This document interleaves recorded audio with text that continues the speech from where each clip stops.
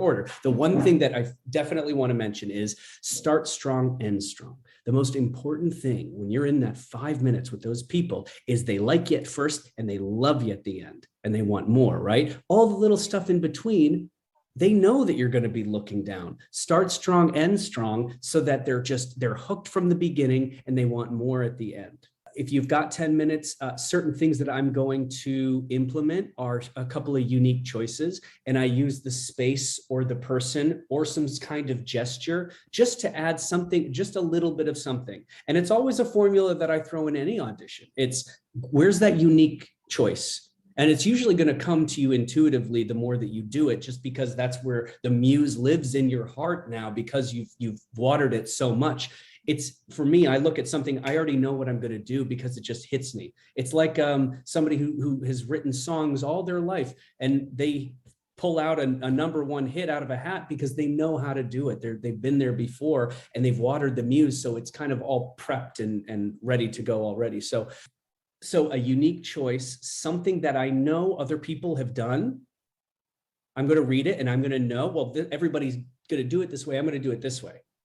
Instead of yelling with the yelling line, I'm going to just whisper it. I'm going to have quiet power. I'm going to do something just different than what everybody else is doing. For let's say you've got a chunk of text that's like, okay, this is me reading the whole thing. Obviously, like, what am I going to do? Is I put my thumb about where I know where I am with the line.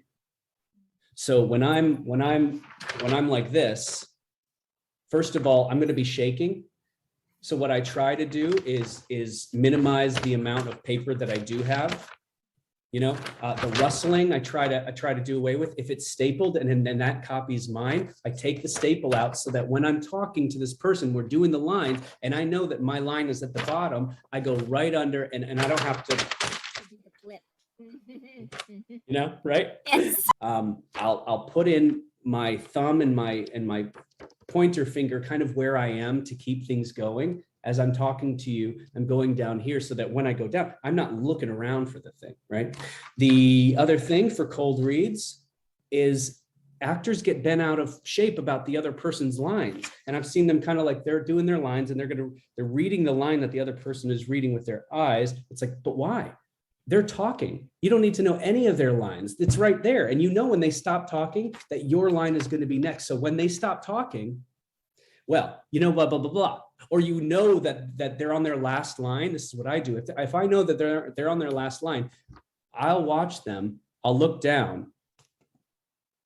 And then when I'm ready, I go right in without having to look down and break away from the momentum of authenticity that is that moment.